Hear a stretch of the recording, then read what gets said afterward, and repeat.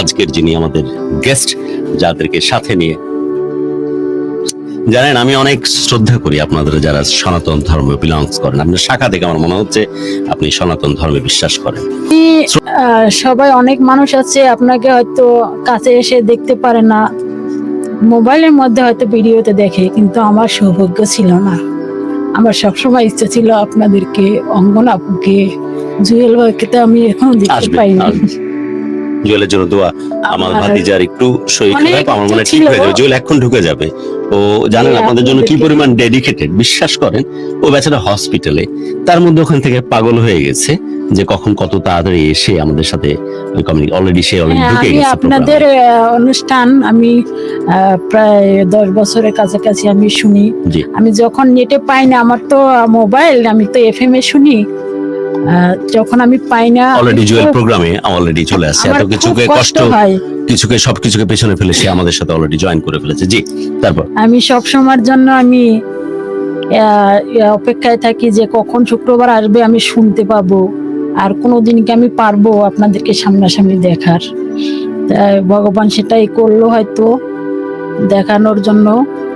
আর গেছে শুক্রবার আমি শুনতে পাই নাই, কিন্তু আমি এত আফসোস করছি কে আসছিল গেছে শুক্রবার, কে আসছিল, কোন, মানে কি নাম আপনার?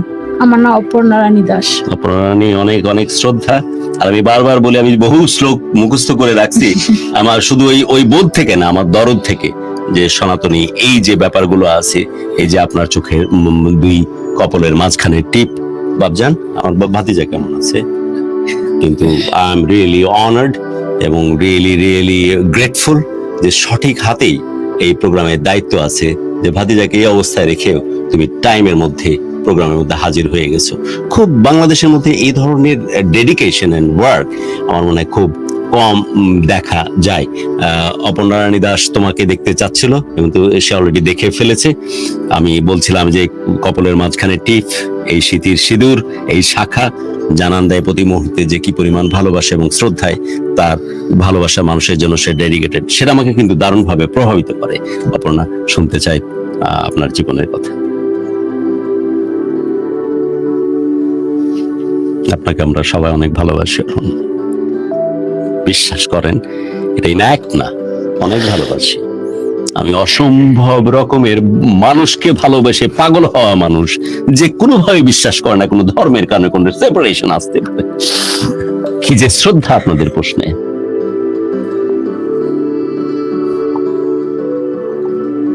অপর্ণা, এবার পুজো দেখবো কিন্তু একসাথে, সামনের পুজো। যা দেবী স্বর্গ হতে শক্তি রূপে সংস্থিত। নমস্কার। যাবো একসাথে দেখবো অপর্ণা, এবং একসাথে মহালয়ার দিন, ষষ্ঠীর দিন এই মন্ত্র উচ্চারণ করব, যা দেবী স্বর্গভূতে শক্তি রূপে সংস্থিত। নমস্কার নমঃ। ওকে, শুনি অপর্ণা। আমরা মধ্যবিত্ত পরিবারের স্বামী সন্তান, আমরা 2 বোন 1 ভাই। তো আমার বাবা কৃষি কাজ করতো, কাঠমিস্ত্রি কাজ করতো, যখন যেটা পাইতো সেটাই করতেন। আর আমি জন্মের পরে সবসময় দেখছি আমার বাবা অসুস্থ থাকতো, ইনকাম যাই করতো ভালোই করতো, কিন্তু উনি অসুস্থর পেছনে ওনার বেশিরভাগই ইনকাম গুলো দিতে হইতো। তো আমার বড় বোনকেও 9-এ যখন পড়ছে, তখন আমার বড় বোনকে বিয়ে দিয়ে দিছে, অনেকটা অভাবের কারণে, রাইট? হ্যাঁ। তো আমি যখন ক্লাস 8-এ পড়ি, পুরোটা শেষ করি নাই, তখন আমিও দেখলাম যে অবস্থা খারাপ সংসারের, তখন আমি চিটাগাং চলে আসলাম। নরমালি কোথায় আপনার বাসা? আমার বাড়ি হচ্ছে খুলনা। আচ্ছা, ওখান থেকে চিটাগাং চলে আসলেন। ওকে, তারপর? তো গার্মেন্টস আমি চলে আসলাম। ছোট তো, আমাকে গার্মেন্টসে নিচ্ছে না, যে গার্মেন্টসে যে বলে যে, আমি 8-এ পড়ি। ক্লাস 8-এ? হ্যাঁ, ওকে। 8-এ পুরোপুরি শেষ করিনি, 8 শেষ করি নাই, 8-এ পড়ি আর কি। আমি যে গার্মেন্টসের সামনে যাইতাম, বলতো পিটার খাইয়ে বড় হয়ে আসো, পিটার খাইয়ে বড় হয়ে আসো, এরকম বলতো। 1 মাস বসে বসে খাইছি। 1 মাস আমার বাবা, আমাদের একটু জায়গা ছিল, ওই জায়গাটুকু বন্ধক দিয়া আমাকে মাসে খাওয়ার টাকা দিয়েছিল। জমি বন্ধক দিয়ে? হ্যাঁ, কারণ আমি যাদের কাছে ছিলাম তারা ধর আমার 1 মাস টাকা ছাড়া খাওয়া হবে না। তো আমার বাবাকে বলার পরে, এটা হয়েছে 2007 সালের কথা। আমার বাবাকে তখন তো অতটা ফোন নাই, যাদের কারো ফোন থেকে যদি 1 মিনিট কথা বলতাম 10 টাকা যাইতো। তা আমার বাবা কি করলো, মেয়ে যখন চাকরি হচ্ছে না, আমার বাবা আমাকে নিয়ে যাবে আর পুরো মাসের খাওয়ার টাকাটা দিবে, দিয়ে আমাকে নিয়ে যাবে। আমার বাবা সেই চিন্তাধারা করে আসছে চট্টগ্রামে। আসার পরে দেখে যে আমার বাবা আবার, ভগবানের এরকম দয়া হলো, আমার বাবা যেদিন আসছে ওই দিন আমার চাকরি হয়েছে। ওই দিনে? হ্যাঁ, ওই দিন হয়েছে। আবার হয়েছে এমন একটা গার্মেন্টস খুব ভালো, চট্টগ্রামের খুবই নাম করা ইয়ংন Garments। কোম্পানি। হ্যাঁ, কি কি কারণে হয়েছে, কারণ আমি 8-এ পড়লেও কিন্তু আমি অনেক লেখাপড়ায়, যত 8 পড়ছি কিন্তু পড়ার মতো পড়ছি। বাই দ্য ওয়ে, একটা ছোট্ট কথা বলে রাখি, এটা আমার নিজের পার্সোনাল অবজারভেশন। সনাতনী ধর্মে যারা বিলংস করে, আমি দেখেছি ওরা অসম্ভব অসম্ভব অসম্ভব রকমের ডেডিকেটেড তাদের সংসারের প্রশ্নে। কি পরিমাণ পরিশ্রম করে, কি পরিমাণ পাগলের মতো খাটতে থাকে ওর সন্তান এবং স্বামীকে ভালো রাখার জন্য। এটা অন্যভাবে কেউ যেন না নেয়, এটা আমার অবজারভেশন। আমি দেখেছি এরকম যে জান দিয়ে, কলিজা দিয়ে এরা নিজের পরিবারকে বড় করার জন্য পরিশ্রম করে এবং সাধনা করে। এবং যে বাবার কথা বলছিল যে জমি বন্ধক পর্যন্ত দিয়ে দিয়েছে তার মেয়েটা যেন 1 মাস অ্যাটলিস্ট চলতে পারে, তারপর হয়তো চাকরির ব্যবস্থা হবে। না, 1 মাসে খাওয়ার টাকা জমা হয়ে গেছে যে দিতে পারি নাই, তার জন্য আমাকে নিয়ে যাবে, যেহেতু চাকরি হয় না। এবং ছোট ছোট মজার ব্যাপার বলে- যে উনি যেদিন আসছেন সেদিনই চাকরির ব্যবস্থা হলো, সবচেয়ে দারুণ এবং ভালো একটা হ্যাঁ, গার্মেন্টস ইয়ংন কোম্পানি, আপনারা ইয়ামান সবাই company। শুনতে পারবেন। Exactly হ্যাঁ, that। ইয়ংন কোম্পানিতে, মানে আমি চাইতাম, আমার এরকম ইচ্ছা ছিল, আমার যদি কোনো মতে একবার অফিসের মধ্যে কেউ ডাকে বা নেয়, আমি কোনোভাবেই বের হব না চাকরি না নিয়ে। হ্যাঁ, আমি এরকম যে আমার কোনো প্রশ্ন জিজ্ঞেস করলে আমি যে পারবো না সেটা না, যে বললাম যে আমি 8-এ পড়ছি কিন্তু পড়ার মতো পড়ছি। অনেকে আছে শুধু ক্লাস পাল্টায়, শুধু লাভ দিয়ে ক্লাস, এই ক্লাস থেকে ওই ক্লাস, কিন্তু না। কিন্তু আপনাদের আমি ক্ষেত্রে এই জিনিসগুলো খুবই মারাত্মক। হ্যাঁ। Extra curriculum activities like art, গান এবং সাথে লেখাপড়া, কি পরিমাণ ডেডিকেশন যে মায়েদের আমি মধ্যে এই জুয়েল আমি ভাইকে দেখেছি। আমি সেটা জিজ্ঞেস করতে চাইছিলাম যে আমি যে মেসেজ গুলো পাঠাইছি ওই মেসেজে কি কোনো অক্ষর বা কোনো ট্রান্সলেশন কোনো ভুল ছিল কিনা, বাহ, কারণ আমি তুই বুঝছিস সে কথা? থেকে মানে আমি লিখে পাঠাইছি। এরা অন্যরকম, সবখানে তো- প্রপার ডেডিকেশন থাকে। একদম থাকে। আমি পাগলের মতো ছুটতে দেখি এদের বাচ্চাদেরকে তো নিয়ে। কি করলাম, এখনই গান, গানের ক্লাস, এখনই আর্ট, এখনই লেখাপড়া। আবার পুজোর দিন যে ঠিকই সরস্বতী পুজো দিয়ে আসে, একদম সব তাই। on time। ওকে অপর্ণা, তারপর? তারপরে কি করলাম, ওই দিন চাকরি হইলো, ঠিক ইউএনে চাকরি হইলো, আমাকে ডাকলো। ডাকার পরে আমার কোয়ালিটি বলেন যে বলে, মানে অনেক বড় বড় লোক এসে আমাকে ইংলিশ নাম্বার জিজ্ঞেস করে, যেমন 5100, মানে এগুলো ইংলিশে জিজ্ঞেস করে। হেল্পার তো হুম, এগুলো ইংলিশ জিজ্ঞেস করে, কারণ যেহেতু হেল্পারের নাম্বার মিলাতে হয়। ওটা ইংরেজিতে বলতে হয়। হ্যাঁ। 5100 5100 হ্যাঁ, বলতে হ্যাঁ, 500 কে। কারণ এগুলো তো Okay, ইংলিশে লেখা থাকে understand, নাম্বার গুলা। understand। তো এইভাবে যাই হোক, আমি ইংলিশে পারলাম, আমার চাকরিও হইলো। যেদিনকে আমি কাগজপত্র জমা দিব পরের দিন, সেদিনকে আর এইচআর এর লোক, পার্সোনালের লোক, উনি নাই এখন, উনি নাই, অনেক আগেই মারা গেছে। উনি অনেক বয়স্ক ছিলেন, ওনার নাম ছিল আলম সাহেব। উনি এইচআর পার্সোনাল। হ্যাঁ, সে কি বললো?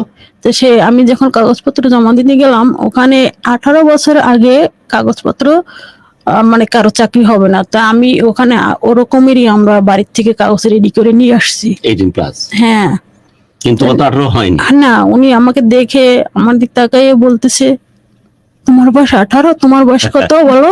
আমি বলছি কেন 18? এরপর উনি বলে যে মেয়েরা শুনছি বয়স লুকাইয়ে ফেলায়, তুমি তো তুমি বছর পারছো। বাড়াই দিছো। কিন্তু উনি তো আর জানেন না যে কি প্রয়োজন তার। হ্যাঁ, Okay. তারপরে বলে আচ্ছা ঠিক আছে, তুমি যখন বলতে পারলা, আমার লিখতে সমস্যা নেই, আমার এগুলো সমস্যা নেই। Okay. তা উনি তারপর থেকে উনি আর ইয়া করলেন না, উনি আমার প্রতি একটা দয়া দেখালেন। দয়া দেখানোর পরে উনি আবার প্রতিদিন আমার চাকরি হওয়ার পরে প্রায় সময় ফ্লোরে এসে বলতো, বয়স কত, বয়স কত, এরকম বলতো। তুমিও বুঝছো যে মজা করতেছি, সেও বুঝছে মজা আমি করতেছে। বলছি বয়স যেটাই আছে আমার সেটাই বয়স, কিন্তু আমার চাকরি করতে হবে আমি সেটা জানি।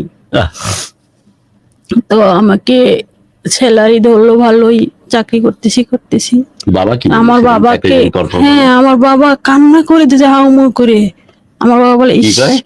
হাউমাউ করে কান্না করে দিছে। আমার বাবা বলে ইস, আর একটা দিন যদি পরে আসতাম, আর বা একটা দিন পরে আসলে তো আমি জানতে পারতাম তোমার চাকরি হয়েছে, তাহলে আমার এত টাকা গাড়ি ভাড়া দিয়ে আসতে হইতো না, ইস, এই টাকাগুলো বেঁচে যাইতো। মানে সেলিব্রেশনের চিন্তা কি করবো, ও চিন্তা করছে টাকার কারণে টাকাটা বেঁচে যেত।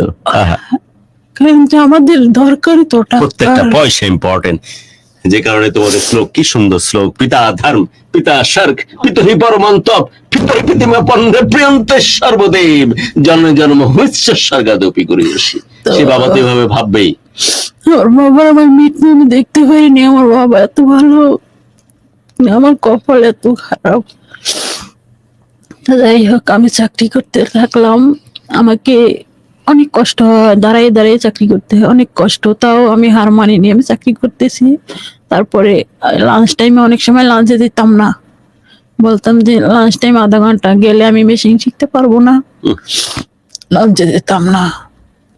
মেশিন শিখতাম, অনেক সময় মেশিন শিখতে শিখতে সুপারভাইজারে দেখলেন যে আমি মেশিন চালাতে পারি, কাজ পারি। তা উনি একটা সময় একটা স্টাইলে আমাকে মেশিনে দিলেন।